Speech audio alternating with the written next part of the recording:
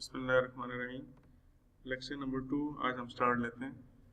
कल हमने कुछ डिस्कस किया था बेसिक्स, यानी कि सॉफ्टवेयर क्वालिटी इंजीनियरिंग का फ्रेमवर्क क्या होता है, ये हमने कल डिस्कस किया था। आप में से अक्सर लोग प्रेजेंट थे कल, तो उनको पता चला होगा कि फ्रेमवर्क के अंदर क्या चीज़ें आती हैं कि 3 बड़े पिलर्स हैं इसके अंदर, जो कि आमतौर पर देखे जाते हैं, जिसमें नंबर 1 है आपका क्वालिटी इंजीनियरिंग, ऐसे लोग जो कि प्रोसेस डिफाइन करते हैं, प्रोसेस बनाते हैं। नंबर 2 पे आते हैं क्वालिटी इंश्योरेंस के लोग, ऐसे लोग जो कि प्रोसेस को चेक करते हैं क्या प्रोसेस ठीक एग्जीक्यूट हो रहा है या नहीं हो रहा, उसको कहते हैं क्वालिटी इंश्योरेंस। और क्वालिटी कंट्रोल एक ऐसी चीज़ होती है जिसमें ये इंश्योर किया जाता है कि फिनिश्ड प्रोडक्ट जो है आपकी वो ठीक तरीके से बनी है या नहीं बनी, उसकी टेस्टिंग भी करती है। अब ये तीनों काम सॉफ्टवेयर इंडस्ट्री के अलावा भी होते हैं। आप मैकेनिकल की बात करें तो वहाँ पे जो इंजन डिज़ाइन होते हैं उसका भी काम यही है। क्वालिटी इंजीनियरिंग वहाँ भी होती है, वहाँ भी प्रोसेस डिफाइन किए जाते हैं, वहाँ भी क्वालिटी इंश्योरेंस करते हैं लोग कि प्रोसेस के मुताबिक चीज़ हो रही है या नहीं। ठीक है, तो कल का लेक्चर आप वीडियो सुन लीजिएगा दोबारा, आपको क्लियर हो जाएगा कि क्या, क्योंकि हमारे पास घंटा होता है सिर्फ, तो इतना ज़्यादा टाइम नहीं होता चीज़ों को रिवाइज करने का। आज हम देखते हैं कि कल हमने थोड़े से एरर्स के बारे में डिस्कशन की थी। एरर्स क्या होते हैं, फॉल्ट्स क्या होते हैं और फेलियर्स क्या होते हैं, इनमें थोड़ा थोड़ा फर्क हमने डिस्कस किया था। एरर्स वो होते हैं जो प्रोग्रामर्स करते हैं, या दूसरे लफ्ज़ों में एरर्स वो होते हैं जो डेवलपर साइड पे होते हैं, और फॉल्ट वो होते हैं जो कि होते तो कस्टमर साइड पे हैं लेकिन डिप्लॉयमेंट के दौरान होते हैं। यानी कि अभी आपके वेंडर्स और आपके कस्टमर साथ साथ ही होते हैं और उसको डिप्लॉय कर रहे होते हैं और साथ साथ ट्रेनिंग चल रही होती है। हाँ भी इसको इस तरह से इस्तेमाल करना है, इसके ये फंक्शंस हैं, ये चीज़ें हैं। वहाँ पे जब एरर्स आते हैं ना, उनको फॉल्ट कहते हैं। और जो डेवलपर्स आपके गए होते हैं डिप्लॉय करने के लिए, वो उन फॉल्ट को उसी वक्त ट्रिगर आउट करते हैं, उसको ठीक करते हैं और उसको खत्म करते हैं। ये जो फेलियर आते हैं ये उस वक्त आते हैं जब आपका कस्टमर, आपका वेंडर आपको गुड बाय कह के चला जाता है और कहता है भाई अब तुम संभालो, ये आपका काम है, इसको इस्तेमाल कीजिए। उस वक्त जो यूजर से ऐसा काम हो जाता है, कोई ऐसा सिनेरियो वो चला जाता है जिसकी कभी टेस्टिंग नहीं की गई होती, और वो डॉर्मेंट एक एरर होता है, वो डॉर्मेंट छुपा हुआ, सोया हुआ, और एकदम वो सामने आ जाता है, उसको कहते हैं फेलियर। और ये अक्सर होता है।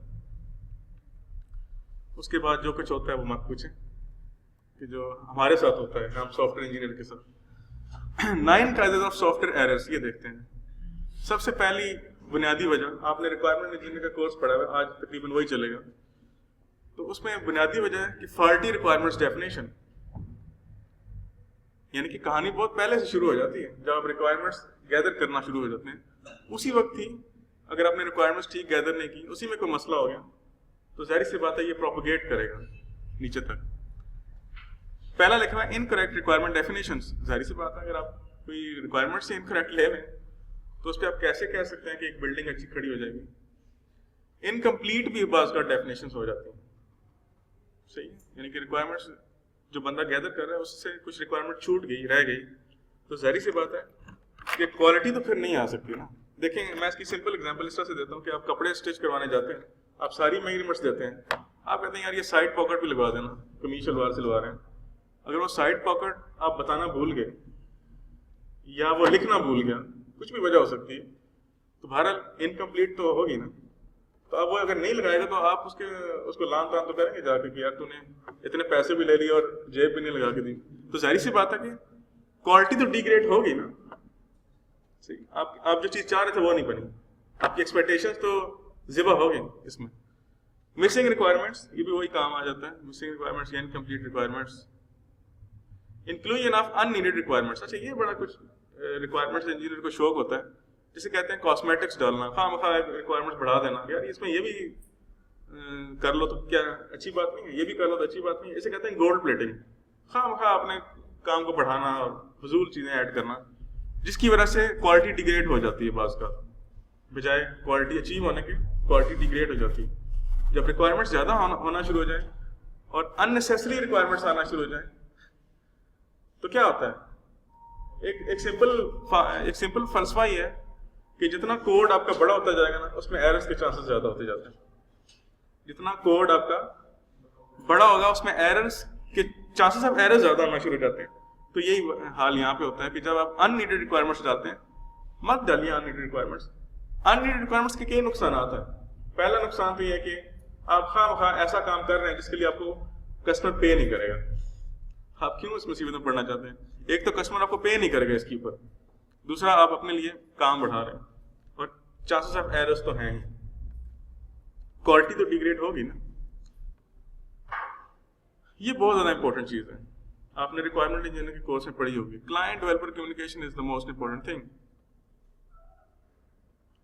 बल्कि अब तो इसके ऊपर बहुत ज्यादा फोकस किया जाए और बड़ी रिसर्च इस पर हो रही है कि कैसे क्लाइंट डेवलपर के दरमियान कम्युनिकेशन गैप खत्म किया जाए।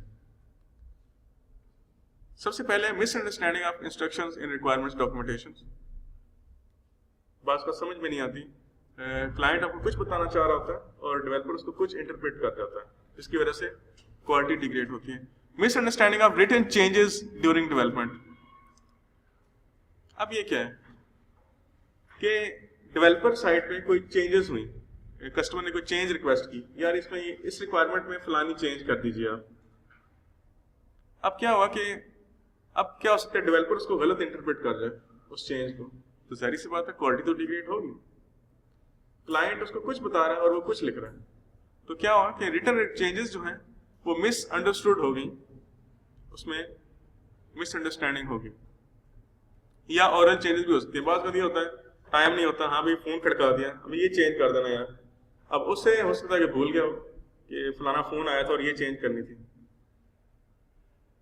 ये भी तो हो सकता है। ऑरल चेंजेस इसलिए ये ज्यादा पाकिस्तानी स्टाइल जो होता है, यार ये फलाने पेज के ऊपर ये तुमने ये नहीं काम किया, अगर ये कर देना, तो ये क्या होता है कि इससे ज्यादा गलतियों की अगला बंदा भूल भी तो सकता है। इसलिए रिटर्न कराएं जो भी काम कराएं, और ये मेक श्योर कर लें, बल्कि आजकल तो साइन करा लिए जाते हैं कस्टमर से कि भाई ये रिक्वायरमेंट्स हैं, इसको आप पढ़ लीजिए और इसके ऊपर मुझे साइन कर दीजिए। जैसे कहते हैं रिक्वायरमेंट फ्रीज कर देना, या उसको बेस लाइन कर देना, फ्रीज कर देना, बस अब यही है जो तुम बनाना चाह रहे हो। अगर कोई तुम चेंज करोगे तो उसको प्रॉपर तरीके से चेंज कंट्रोल मैनेजमेंट जो भी होती है हर ऑर्गेनाइजेशन में, आप थोड़ा सा पढ़ेंगे इसके बारे में आगे चल के, चेंज कंट्रोल उसके तहत ही चेंज हो सकती है, अदरवाइज ये रिक्वायरमेंट्स अब फिक्स है।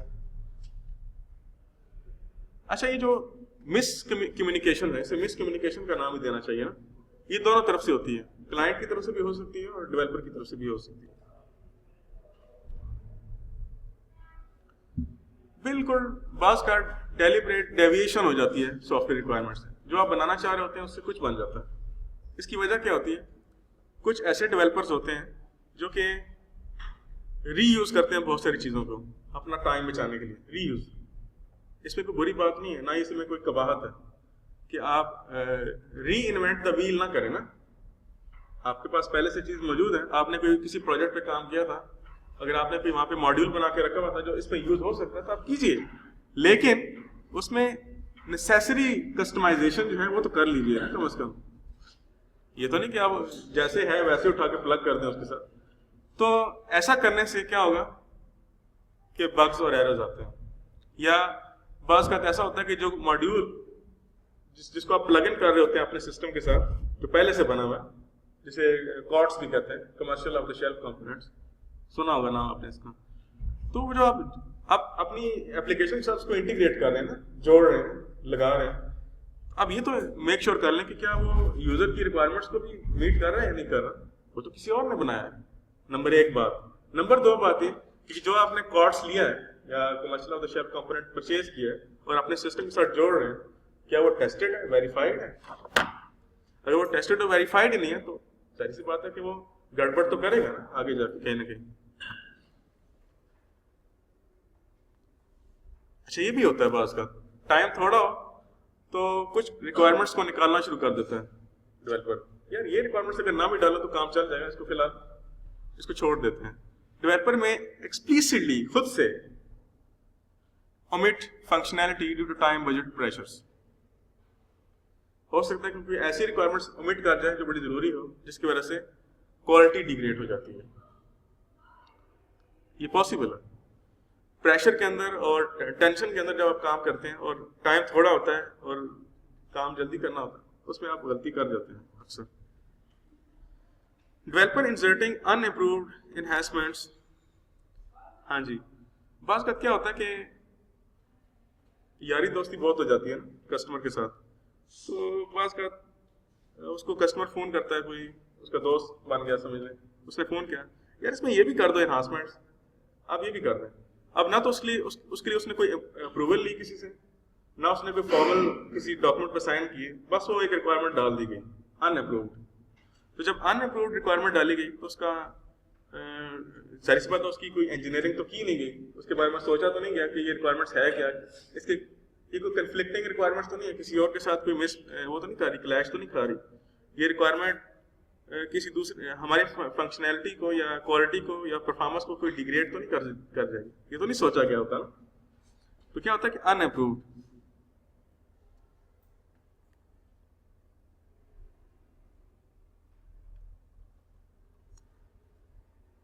लॉजिकल डिजाइन एरर्स ये आपके आते हैं। अच्छा, अब मैं ये जो बात कर रहा हूँ, जो मैंने बातें की हैं मसलन 40 रिक्वायरमेंट डेफिनेशन क्लाइंट, ये सारी रिक्वायरमेंट्स एंड पे आ रही हैं सारी। ये पहली 3 जो रिक्वायरमेंट्स हैं, ये आपकी अगर रिक्वायरमेंट इंजीनियरिंग गलत हो तो ये क्वालिटी को वहाँ से डिग्रेड करना शुरू कर देती है, पहली 3 जो हमने पढ़ी। अब ये लॉजिकल डिजाइन एरर्स ये ज़रा टेक्निकल चीज़ है। आपने रिक्वायरमेंट्स अब ले ली हैं सारी, अब आगे की काम आगे की बात हो रही है। आपने कोई एल्गोरिथम डिज़ाइन किया और वही गलत डिज़ाइन कर दिया, सही, कोई फार्मूला गलत बना दिया, समझ गए बात।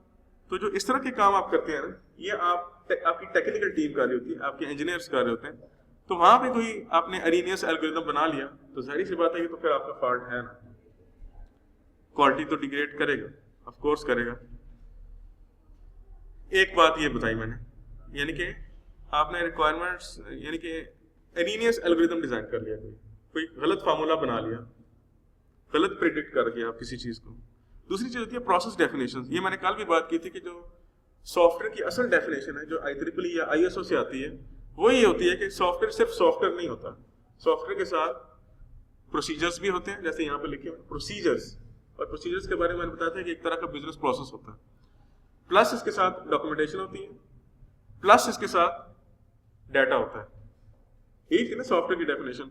तो डॉक्यूमेंटेशन तो हमने यहाँ से देख ली कि अगर डॉक्यूमेंटेशन ठीक नहीं होगी, बेसिकली डॉक्यूमेंटेशन ही तो बनती है यहाँ पे पहली 3 रिक्वायरमेंट्स में, 1 2 3 SRS जो बनाते हैं आप, सॉफ्टवेयर रिक्वायरमेंट स्पेसिफिकेशंस, तो डॉक्यूमेंटेशन उसमें आ गई। अब ये लॉजिकल डिजाइन एरर्स कब आते हैं? ये आपके असल में आते हैं जब आप एल्गोरिथम डिजाइन करते हैं या कोड की तरफ चल रहे होते हैं। देखिए हम वहां पे भी ये बात आ गई, कोडिंग की तरफ, डेवलपमेंट के अंदर प्रोसेस डेफिनेशंस, प्रोसीजर्स हमने बात की थी कल, प्रोसीजर्स भी होते हैं सॉफ्टवेयर के अंदर। अब ये प्रोसीजर्स क्यों होते हैं? असल में जब भी सॉफ्टवेयर आपको कोई कहीं से बनवाएंगे ना, कोई कम्प्लेक्स सॉफ्टवेयर या उसके अंदर कोई, तो आपको प्रोसीजर साथ जरूर देते हैं कि इसको इस्तेमाल करने का तरीकाकार क्या है, पहले कहाँ प्रेस करना है, फिर दूसरे नंबर पे कहाँ जाना है, फिर तीसरे नंबर पे क्या करना है, ठीक है। अभी हम आपकी यूनिवर्सिटी ने CMS खरीदा है बहुत महंगा कॉमसेट से, तो उन्होंने साथ प्रोसीजर भी तो सीखे हैं कि नहीं सीखे? अगर सॉफ्टवेयर खाली आपको दे दिया जाए और प्रोसीजर ना बताया जाए तो आप सारी जिंदगी बैठ के सॉफ्टवेयर ही सीखते रहेंगे और तो कुछ काम नहीं करेंगे आप। आपके पास प्रोसीजर तो नहीं है उसको चलाने के लिए, समझ गए बात? तो प्रोसीजर्स आर वेरी इंपॉर्टेंट। अगर प्रोसीजर, जिसने बंदे ने प्रोसीजर लिखा उसने प्रोसीजर ही गलत लिख दिया, आप सॉफ्टवेयर का बेचारे का तो कसूर नहीं है ना, ये तो प्रोसीजर लिखने वाले का कसूर है। एक बात। दूसरी बात यह कि प्रोसीजर्स के ऊपर ही सॉफ्टवेयर बिल्ड होते हैं। आपके जो सिस्टम एनालिस्ट होते हैं, यानी कि समझ लें कि आपके जो डिजाइन के लोग होते हैं, सॉफ्टवेयर डिजाइन के लोग बड़े भारी भरकम लोग होते हैं ऑर्गेनाइजेशन के अंदर और 3-4 लाख तो आराम से ले रहे होते हैं। वो जो लोग होते हैं वो असल में या उससे रिलेटेड कुछ रिक्वायरमेंट्स इंजीनियर जो होते हैं, ठीक है, वो ये बिजनेस प्रोसेस को मिल के डिफाइन कर रहे होते हैं। सही। तो आप बिजनेस प्रोसेस ही ठीक डिफाइन नहीं किया उन्होंने, तो जाहिर सी बात है गलतियां तो आएंगी। बिजनेस प्रोसेस की मैंने कल एग्जांपल क्या दी थी, स्टूडेंट रजिस्ट्रेशन की दी थी कि स्टूडेंट रजिस्ट्रेशन कराने का एक तरीकाकार है, पहले ये काम होगा, फिर ये काम होगा, फिर ये काम होगा। तो जो आप सॉफ्टवेयर बना रहे हैं वो भी उसी तरीके पे काम करना चाहिए ना। फिर आपको सॉफ्टवेयर यानी कि बिजनेस को ऑनलाइन करने का फायदा क्या है जब आपका सॉफ्टवेयर वो काम ही नहीं कर रहा जो आप मैनुअली करना चाह रहे हैं। सॉफ्टवेयर को उसको ऑटोमेट करना चाहिए और उसी काम को करना चाहिए ताकि आपकी जिंदगी आसान हो, एफर्ट आपकी रिड्यूस हो।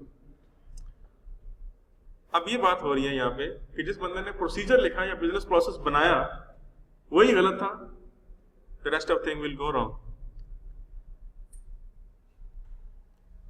यहां पे बहुत गलती होती है, बाउंड्री कंडीशन जिसे कहते हैं। बाउंड्री वैल्यू एनालिसिस भी हम करेंगे इसकी टेस्टिंग करेंगे। बाउंड्रीज के ऊपर काफ़ी एरर्स होते हैं। जो ब्लैक बॉक्स टेस्टिंग आप पढ़ेंगे उसके अंदर एक टेक्निक होती है जिसे कहते हैं बाउंड्री वैल्यू एनालिसिस। जब इस तरह की रिक्वायरमेंट्स आपके सामने लिखी जाती है ना, ठीक है, जैसे कि लिखा हुआ है यहाँ पे no more than, fewer than, N times और more, less than equal to, greater than equal to, यहाँ पे अक्सर डेवलपर्स गलतियां करते हैं। बात का ग्रेटर देन इक्वल टू लिखना होता है लेकिन वहां पर ग्रेटर देन लिख देते हैं या लेस देन लिख जाएंगे। ये बहुत छोटी छोटी गलतियां होती हैं और ये इनको बाउंड्रीज कहते हैं, क्योंकि ये बाउंड्रीज ही होती हैं बेसिकली। अगर देखा जाए इससे बड़ी हो, इससे छोटी हो, तो बाउंड्री है बेसिकली। तो यहाँ पे गलती होती है और ये बड़ा इंपॉर्टेंट है और इसके ऊपर तो हम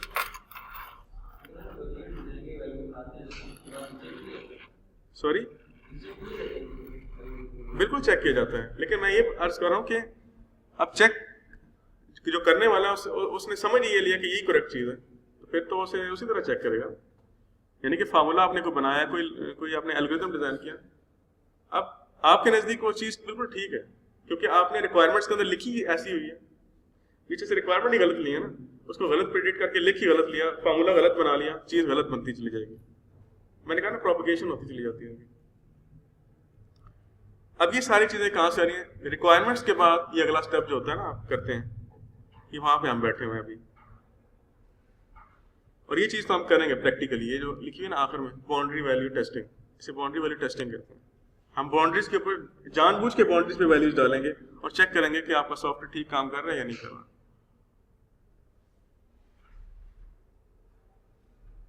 ये भी बात ऐसा होता है। आजकल मैं गेम डेवलपमेंट में काम करवा रहा हूँ, तो मेरे पास एक स्टूडेंट आया, कहता सर मेरा ये गेम जो है ये मूव करता करता करता स्क्रीन से भी ऊपर चला गया और पता नहीं वापस ही नहीं आया। ठीक, तो मैंने कहा बेटा आपने जो ये ऊपर बाउंड्री होती है ना, जब इसको टच करे तो इसको वापस कहीं मोड़े तब ये मोड़ेगा। तो क्या होता है कि उसने अब क्या स्किप किया हुआ था इसमें, उसने कोई ऐसी रिक्वायरमेंट स्किप कर दी थी जो बाल को वापस मोड़ेगी। जब वो स्किप हुई तो जाहिर सी बात है इसमें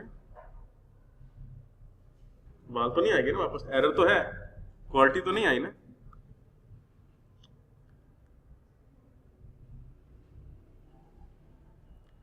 इसे कहते हैं एक्सेप्शन। जो आखिरी पॉइंट लिखा हुआ है एक्सेप्शंस, हजारों तरह की एक्सेप्शंस आती हैं जब आप सॉफ्टवेयर बनाते हैं। आपके पास भी एक्सेप्शंस आती होंगी, जैसे होती हैं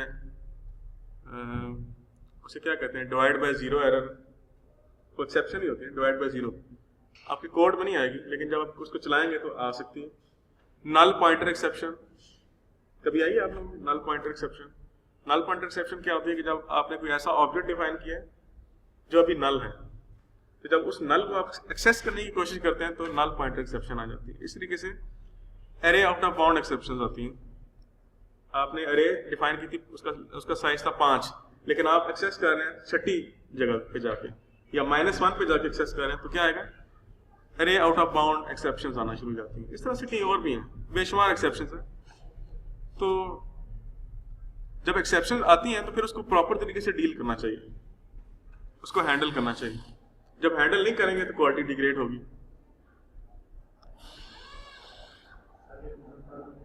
जी,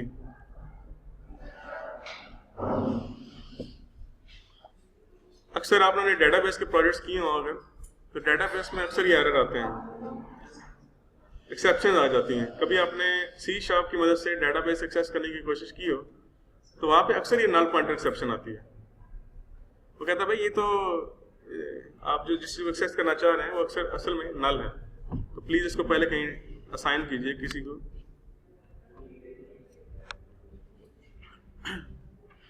कोडिंग एरर्स, ये तो आप बहुत करते हैं इसलिए इसको डिस्कस करने की जरूरत नहीं है,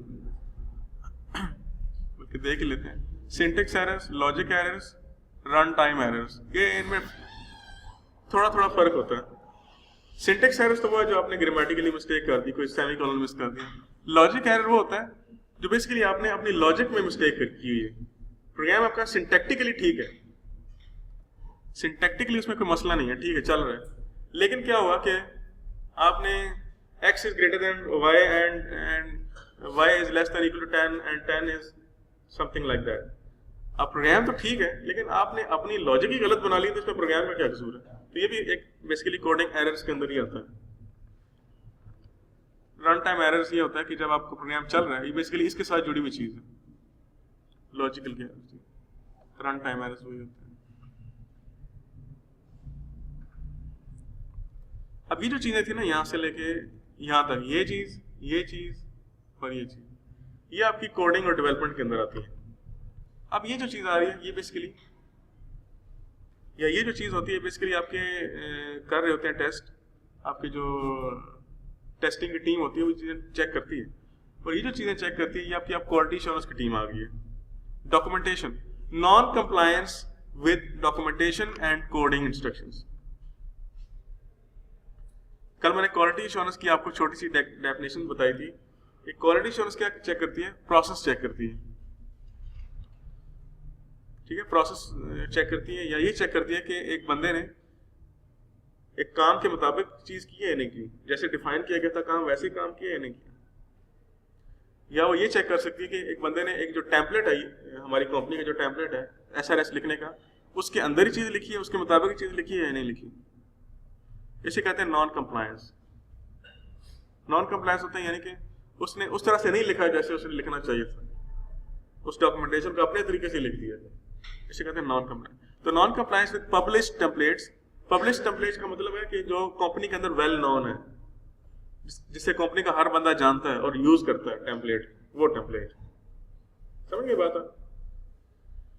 non compliance with coding standards.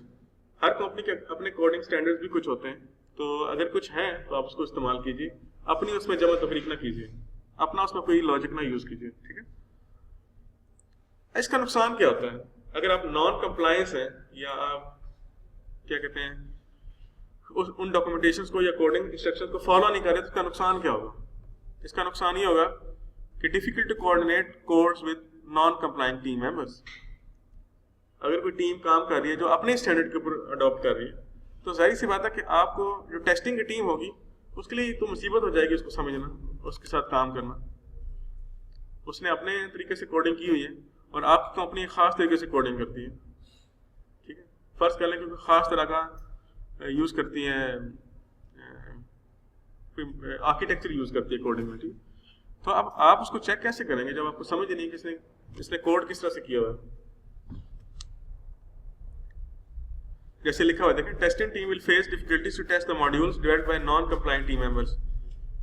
एक और नुकसान भी इसका होता है, एक नॉन कंप्लाइंग पर्सन जो होता है, यानी कि जो ऐसा बंदा जो कंपनी के स्टैंडर्ड के मुताबिक काम नहीं कर रहा, वो जब छोड़ के जाता है तो दूसरे लोगों ने मुसीबत खड़ी कर देता है क्योंकि उसका काम समझ नहीं आता।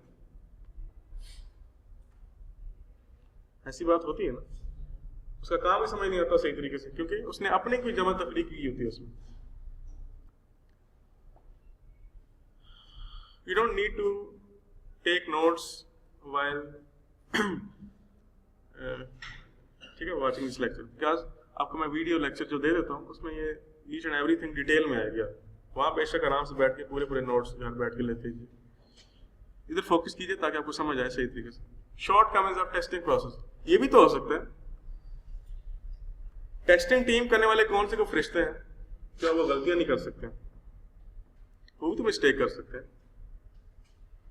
आप कहते हैं यार इस चीज की टेस्टिंग हमने करने के लिए भेज दी है, लेकिन क्या आपके पास गारंटी है कि जो टेस्टिंग करने वाले लोग हैं उसको 100% टेस्ट कर लेंगे? आगे हम पढ़ेंगे टेस्टिंग प्रिंसिपल्स। आप 100% टेस्ट कर ही नहीं सकते किसी चीज। ये भी हो सकता है कि इनकम्प्लीट टेस्ट प्लान बनाए जाए। इनकम्प्लीट टेस्ट प्लान, अब ये जो टर्मिनोलॉजी मैंने यहाँ पे लिख दिया, टेस्ट प्लान, टेस्टिंग से पहले टेस्ट प्लान बनता है। उस टेस्ट प्लान में क्या होता है, क्या क्या चीजें टेस्ट करनी है, उसमें उसके क्या ऑब्जेक्टिव्स होंगे, उसमें क्या मेजर फंक्शनैलिटी हम टेस्ट करना चाह रहे हैं, ये चीजें उसमें होती हैं सारी। अभी टेस्ट प्लान हम बनाएंगे इंशाल्लाह इस कोर्स में आगे चलकर, और ये टेस्ट प्लान फिर आप यूज करेंगे अपने फाइनल ईयर प्रोजेक्ट के टेस्ट प्लान बनाने में। सही, तो ये जो पूरा कोर्स आपको मैं पढ़ा रहा हूँ, ये पूरा कोर्स आपने लागू करना है जब आप अपने FYP के आखिरी फेज में पहुंचेंगे, यानी कि टेस्टिंग के अंदर। ये भी तो हो सकता है कि वो किसी, जैसे लिखा हुआ है, parts of the application not tested और tested thoroughly, failure to document report detected errors and faults. अच्छा, होता क्या चक्कर है कि जब मैं आपको थोड़ा सा एक लाइफ साइकिल बता देता हूँ, इसको जरा थोड़ी देर के लिए हम कर देते हैं।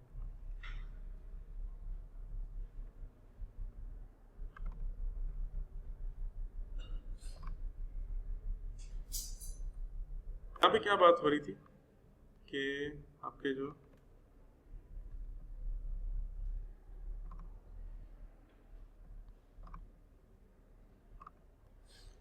जी मैं ये बात कर रहा था कि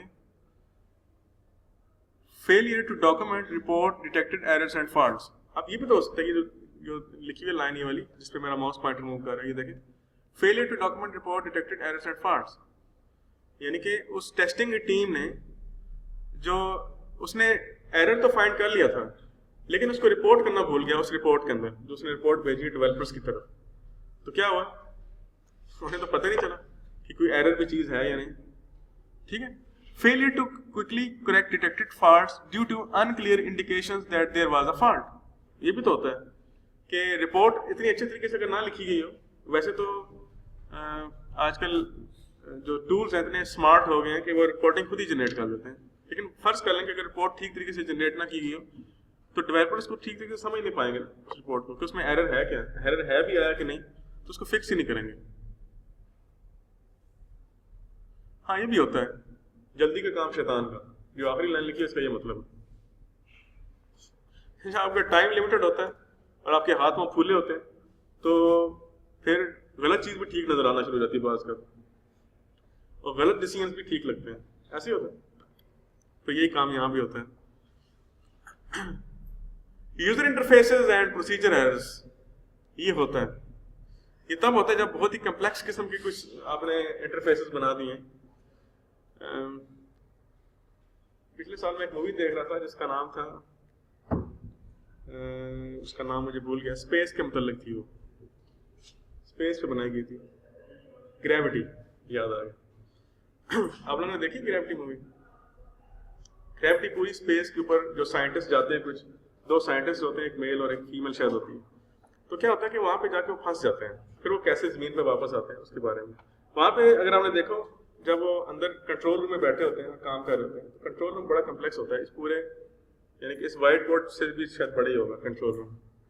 उसमें डिफरेंट इंस्ट्रक्शन चला जाते हैं, बटन दबाते हैं, फिर ये होता है, फिर वो पता नहीं इसमें क्या कुछ होता होगा। अब क्या होता है उनके पास एक मैनुअल भी होता है, आपने देखा होगा वो अक्सर मैनुअल देख रहे होते थे, उस मूवी के अंदर भी उन्होंने मैनुअल देखे, पहले मैनुअल देखते थे, फिर वो जब वो वापस आ रही होती है जमीन के ऊपर, जो एस्ट्रोनॉट होती है आखिरी जो बच जाती है, वो वापस आती है जमीन पे। कैसे आती है कि वो किसी और स्पेस शटल से मिल जाती है जिसके मदद से वो वापस आती है, तो उसके ऊपर वो डिफरेंट इंस्ट्रक्शन लिखी होती है, उसको पढ़ती जाती है और ऑपरेट करती जाती है, पढ़ती जाती है ऑपरेट करती जाती है। सही, तो देखें इतने बात का इंटरफेस इतने कम्प्लेक्स हो जाते हैं कि उसको पढ़ने के लिए आपको अलग से इंस्ट्रक्शन चाहिए होती हैं, प्रोसीजर्स।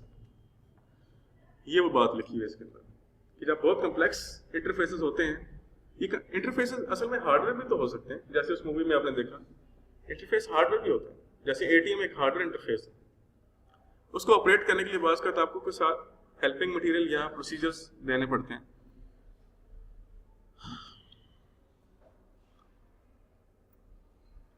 इंटरफेस भी इसमें बात करोगे, अब डॉक्यूमेंटेशन एरर्स हैं, ये आपके जाने पहचाने हैं, इसको आप देख लीजिएगा, जल्दी से गो थ्रू कर लीजिएगा। Errors in the design document, ठीक है, errors in the documentation with in the software for user manuals, online help. अक्सर देखा होगा सॉफ्टवेयर, मेरे साथ ये काफ़ी दफ़ा हुआ है, ये जो काम यहाँ पे लिखा हुआ है मेरे साथ काफ़ी दफ़ा हो चुका है कि कोई ऐसा सॉफ्टवेयर मैं डाउनलोड करता हूँ, उसकी हेल्प पे जाता हूँ, आगे से एरर आ जाता है किसी वजह से, या ब्रोकन लिंक होता है जिसकी वजह से एरर वो हेल्प खुलती नहीं है। ठीक है, या ऐसा भी वक्त हो जाता है कि आपने जब सॉफ्टवेयर बना रहे थे तो आपने कहा इस फंक्शन की हेल्प भी मैं दूंगा, इस फंक्शन की हेल्प भी दूंगा, लेकिन बाद में क्या हुआ कि वो फंक्शन आपका डिप्रिशिएट हो गया, खत्म हो गया, लेकिन उसकी हेल्प आपने खत्म नहीं की। तो यूजर को इस्तेमाल करने के लिए तो मुसीबत होगी ना, वो तो उसे गलत ऑपरेट ही करेगा, फिर तो गलत ऑपरेट करेगा, वही समझेगा कि ये सॉफ्टवेयर बिल्कुल फारग है, हालांकि वो सॉफ्टवेयर उस तरह से ऑपरेट कर ही नहीं रहा जिससे तो करना चाह रहा। तो गलत हेल्प डाल देना या ऐसी हेल्प डाल देना जो फंक्शन है ही नहीं, एग्जिस्ट नहीं करता।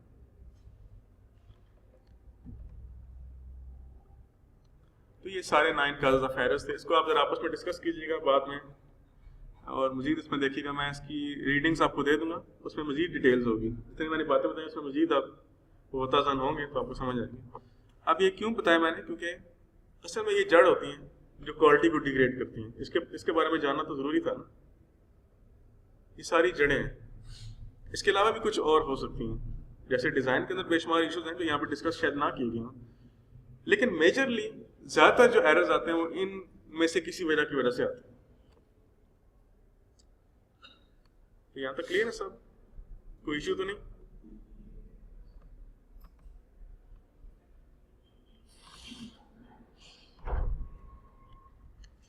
इसमें से कोई चीज अगर समझ ना आ रही हो तो पूछ सकते हैं आप लोग। सब क्लियर है? अब हम आज एक छोटी सी सिर्फ क्वालिटी के बारे में कुछ डिस्कशन करते हैं कि क्वालिटी आखिर क्या होती है। हम सॉफ्टवेयर क्वालिटी इंजीनियरिंग बार बार कही जा रहे हैं और हमने अभी तक ये नहीं पढ़ा कि क्वालिटी खुद क्या है। So let's move on to the exactly what we mean by software quality. पहले हम IEEE से रिज्यू करते हैं, वो क्या कहती है सॉफ्टवेयर क्वालिटी के बारे में। IEEE कहती है कि फिलिप ग्रॉसबी एक बंदे हैं, साहब हैं, वो कहते हैं the degree to which a system, component और process meets specified requirements is a quality. ये क्वालिटी है। Degree to which a system, component और प्रोसेस मीट्स स्पेसिफाइड रिक्वायरमेंट्स। मैं इसकी चले आपको अच्छी सी एग्जांपल देता हूँ। जन्नत में या जब हम यानी कि जो इंसान होते हैं उनके डिफरेंट तरह के लेवल्स हैं, ठीक है। वो लेवल्स क्या हैं? जितना एक इंसान अल्लाह और उसके रसूल के अहकामात जो हैं, कुरान के अहकामात के जितना करीब होता चला जाएगा उतने ही वो अल्लाह के यहाँ उसका मर्तबा मुकाम बढ़ता चला जाता है। ऐसा होता है कि नहीं? तो यहाँ पे ये बात हो रही है कि जितनी आप रिटन रिक्वायरमेंट्स के करीब जाएंगे इतनी क्वालिटी आएगी। आपने कपड़े स्टिच करने के लिए दिए, आपने कहा इसकी मेजरमेंट्स ये होने चाहिए, इसकी मेजरमेंट्स ये होने चाहिए, यहाँ पे तुम ये लगा देना, यहाँ पे तुम वो लगा देना, ये सारी आपने रिक्वायरमेंट्स दे दी। आप एक टेलर जितना ज्यादा आपकी रिक्वायरमेंट्स के, आपके मजाज के करीब करीब कपड़े स्टिच करके देगा, आप दोबारा उसी के पास जाएंगे, क्योंकि उस ऐसा करने से काम में क्वालिटी आएगी। ये बात हो रही है कि जितना आप रिटन रिक्वायरमेंट्स के करीब जाएंगे इतनी क्वालिटी आती जाएगी। इसकी कोई खास डेफिनेशन नहीं है, बस इसी तरह से डेफिनेशन। दूसरी एक डेफिनेशन है, अब ये डेफिनेशन आपने रटा नहीं मानी, ये वैसे आपको समझाने के लिए बता। The degree to which a system, component और प्रोसेस मीट्स कस्टमर और यूजर नीड्स और एक्सपेक्टेशंस। ये तस्वीर का दूसरा रुख है, ठीक है, कि कस्टमर की एक्सपेक्टेशंस मीट हो तो ये क्वालिटी है। ये जोसेफ साहब कहते हैं। वो कहते हैं नहीं ठीक है रिक्वायरमेंट्स पूरी होनी चाहिए, लेकिन जब अगर कस्टमर ही सेटिस्फाई नहीं है ना, तो चाहे जितनी अच्छी रिक्वायरमेंट्स मीट कर लें, उसमें जितनी भी अच्छी एफिशिएंसी डाल दें, लेकिन अगर कस्टमर को पसंद चीज नहीं आई तो क्वालिटी नहीं है फिर उसमें। तो उसने कहा नहीं, रिटन स्पेसिफाइड रिक्वायरमेंट्स को एक तरफ कर दो, पहले ये देखो कि वो चीज यूजर के कितना करीब है। अगर जितना ज्यादा करीब होगी उसकी पसंदीदा होगी, क्वालिटी इतनी ज्यादा होगी, तो आप तभी सक्सेसफुल हैं जब आपका यूजर सक्सेसफुल है। तो ये जोसेफ की अपनी राय है और फिलिप की अपनी राय है। अब देखते हैं कि जरा ये जो पहली राय थी यानी कि फिलिप की, ये क्या कहती है? The degree to which a system, component और प्रोसेस मीट स्पेसिफाइड रिक्वायरमेंट्स, ये कहता है seems to emphasize the specification, assuming the customer has spoken all that is needed in specs, and that if the specs are met, the customer will be satisfied. इसमें कहता है कि देखें अब ये एग्जैक्ट क्वालिटी की डेफिनेशन नहीं है। कहता है इसमें इसका मतलब तो ये हुआ कि कस्टमर ने सब रिक्वायरमेंट्स ठीक दे दी हैं, ऐसा तो मुमकिन ही नहीं है। ये नामुमकिनात में से है कि कस्टमर आपको बिल्कुल ठीक ठीक और सही से रिक्वायरमेंट्स दे दे। रिक्वायरमेंट्स पे तो बड़ा टाइम लगता है। कहता है कि ये यानी इस डेफिनेशन को पढ़ के क्या लगता है? इस डेफिनेशन को पढ़ के ये लगता है कि सारी रिक्वायरमेंट्स बिल्कुल 100% ओके हैं, रिक्वायरमेंट्स पे कोई मसला नहीं है, और अब हम ये कह रहे हैं कि कस्टमर को अब इन रिक्वायरमेंट्स के मुताबिक चीज बनाओ। तो कहता है कि क्या पॉसिबल है? नहीं। आपने रिक्वायरमेंट इंजीनियरिंग का कोर्स पढ़ा हुआ मेरे ख्याल से, आप ज्यादा बेहतर जानते हैं कि ये ऐसा क्यों मुमकिन नहीं। रिक्वायरमेंट्स का भी ठीक तरीके से गैदर 100% तो गैदर करना ये तो बड़ा मुश्किल होता है। हाँ, ये कि आप कोशिश करके एफर्ट करके उसके करीब तक पहुंच सकते हैं। तस्वीर का दूसरा रुख क्या है? यूजर के मुताबिक चीज बनी हो तो फिर क्वालिटी है। The degree to which a system, component और प्रोसेस मीट्स कस्टमर और यूजर मॉडल्स यूजर नीड्स और एक्सपेक्टेशंस। इसके बारे में क्या कहता है जो डिस्कशन कर रहे हैं, ये आप बुक के अंदर ज़्यादा डिटेल से आपको नजर आएगा, आपको ज़्यादा लंबी डिस्कशन आप पढ़ सकते हैं इसको, ठीक है। Emphasis is on satisfied customer whatever it takes, implies specs may need corrections। कहते हैं इसके ऊपर ज्यादा फोकस किसके ऊपर है कि बस कस्टमर सेटिस्फाई होना चाहिए, रिक्वायरमेंट्स चाहे जैसी भी हैं उसको ठीक करो ना करो देखो उसको, लेकिन कस्टमर अगर सेटिस्फाई है तो ये सबसे बड़ी क्वालिटी है जो आपने अचीव कर ली। But this seems to free the customer from professional responsibility for the accuracy and completeness of the specs. कहता है लेकिन आप ये भी तो सोचें कि अगर आप सारा कुछ यूजर एक्सपेक्टेशन पे डाल दें तो इसका मतलब है कि वो फिर रिक्वायरमेंट्स ठीक देने से मुबर्रा हो गया, उससे मुस्तस्ना हो गया, रिक्वायरमेंट जैसी मर्जी दे, लेकिन एक अब आपके ऊपर ज्यादा रिस्पॉन्सिबिलिटी है। इस डेफिनेशन की मदद से सॉफ्टवेयर इंजीनियर ज्यादा वो अकाउंटेबल है, उन्होंने कस्टमर की नीड्स को और एक्सपेक्टेशन को अचीव करना है। और बेचारे जो क्या कहते हैं सॉफ्टवेयर इंजीनियर तो वो करेंगे, लेकिन ये जो कस्टमर होगा वो क्या, वो आजाद होगा, वो कहता है बस मेरी नीड और एक्सपेक्टेशन पूरी करो। तो ये कि एक बैलेंस होना चाहिए ना। तो मैंने बताया था पहले कि क्वालिटी को कोई एग्जैक्ट डिफाइन किया नहीं जा सकता, हाँ ये किया जा सकता कि जितनी आप एक स्टैंडर्ड के करीब जाएंगे उतनी क्वालिटी आएगी। Assumption is that real needs can be expressed during development. This may occur, but in fact, major problems can be discovered quite later. Not a happy customer. इसका मतलब ये है कि जो प्रॉब्लम्स होते हैं वो ऐसा ऐसा ओरिजिनेट होते जाते हैं, जरूरी नहीं होता कि सब कुछ पहले से आपको पका पकाया मिल जाए, इवन के रिक्वायरमेंट्स भी बाद में चेंज होती रहती हैं। तो ये जोसेफ थे और ये फिलिप थे, हर एक की अपनी राय। एक रॉजर प्रेसमैन भी है, उन्होंने कहा मैं क्यों पीछे रहूं, मैं भी कुछ थोड़ा सा इसमें पुट अप कर दूं। रॉजर प्रेसमैन एक बहुत बड़ा नाम है सॉफ्टवेयर इंजीनियरिंग के अंदर, बल्कि इनकी ये जो बुक है ना प्रेसमैन, ये सबसे बेस्ट बुक मानी जाती है सॉफ्टवेयर इंजीनियरिंग की, और इसको बाज लोग बाइबल भी कहते हैं सॉफ्टवेयर इंजीनियरिंग की, ये जो गोरे अक्सर यूज करते हैं term bible. Pressman believes that software quality is conformance to explicitly stated functional and performance requirements। बात उसने वही की, लेकिन ये डेफिनेशन मुझे ज्यादा अच्छी लगती है।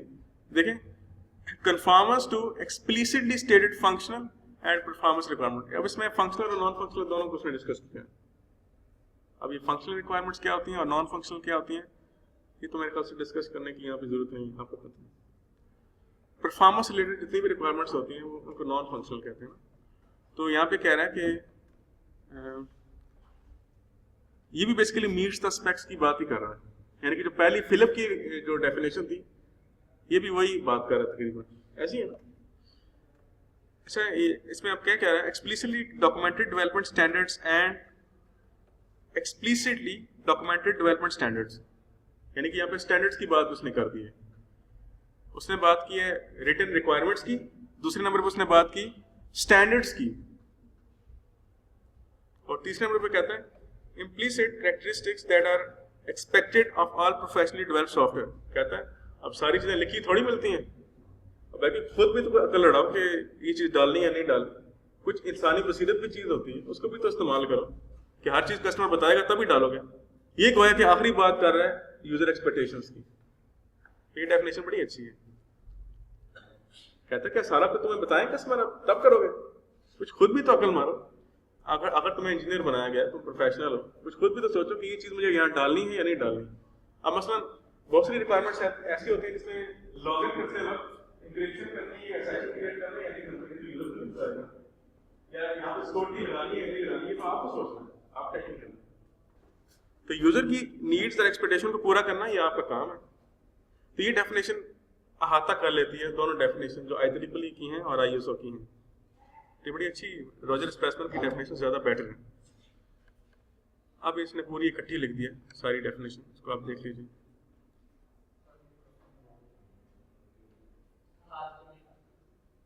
ये लेक्चर खत्म हो गया, लेक्चर खत्म हो गया, हौसला करें।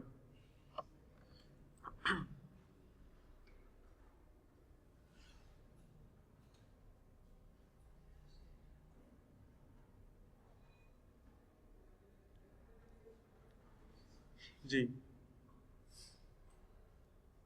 कुछ डेफिनेशन है एसक्यू की, इसको हम मेरे ख्याल से आप थक गए हैं, तो इसको हम फिर कल अगले लेक्चर में डिस्कस कर लेंगे। अब आपने करना क्या है कि आपने इससे मुतालिक जो रीडिंग्स हैं वो मुझसे ले लेनी, ठीक है, और आपने ये चीज़ें पढ़ के आनी है नेक्स्ट टाइम। एक क्विज में ले सकता हूँ छोटा मोटा इन चीज़ों से, ठीक है। 9 कॉजेज ऑफ एरर्स क्या थे, आज का लेक्चर ये था। प्लस आपने थोड़ा सा ये पढ़ना है कि क्वालिटी बेसिकली क्या होती है, और इसके बारे में मजीद डिस्कशन जो बुक के अंदर है वो आपने पढ़ के आनी है कि उसके मतलब इसके बारे में जो रीडिंग्स मैं आपको दूंगा वो जो मैंने अभी सारा डाटा इसमें नहीं है।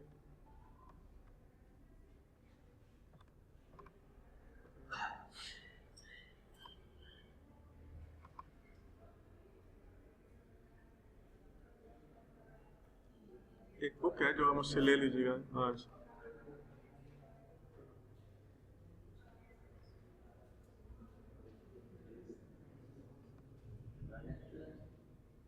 इस बुक का जो चैप्टर नंबर आपका 2 है, ये बुक है basically software quality assurance bye Daniel, ठीक है, ये एक बुक है। अच्छा, इस कोर्स में क्या होगा, ये कोर्स मैं रीस्ट्रक्चर करता रहता हूँ रोज, यानी कि कोर्स जो मैंने बता दिया ना कि ये कोर्स है, आप समझ लें कि जरूरी नहीं कि मैं उसी तरीके पे चलूंगा। ये कोर्स मैं बार बार रीस्ट्रक्चर करता रहता हूँ, क्योंकि मैं ये कोर्स अभी दूसरी दफ़ा पढ़ा रहा हूँ, मुझे ज़्यादा इसमें एक्सपीरियंस नहीं, तो इसलिए मैं इसको बार बार चेंज करता था, कुछ चीज़ें निकाल देता हूँ फिर डाल देता हूँ, कुछ निकालता हूँ फिर डालता हूँ, ताकि इंप्रूव होता रहे कोर्स। तो ये अब जो मैंने आपको कल स्लाइड दी थी उसमें मैंने कुछ बुक्स, ये बुक डाली नहीं दी, लेकिन ये भी इसमें शामिल है, ठीक। इसका आपने क्या करना है, चैप्टर नंबर 2 ये जो है इसका नाम है व्हाट इज सॉफ्टवेयर क्वालिटी, आपने ये चैप्टर पढ़ना है। अब इसमें एंड पे आपने मैंने कुछ चीज़ें नहीं बताई क्योंकि आप थक गए हैं थोड़े से, तो ये जो 2.5 और 2.6 है ये रह गए, लेकिन यहाँ तक आपने कवर कर लिए, आप यहाँ तक चैप्टर पढ़ सकते हैं आप 2.4 तक। शुक्रिया।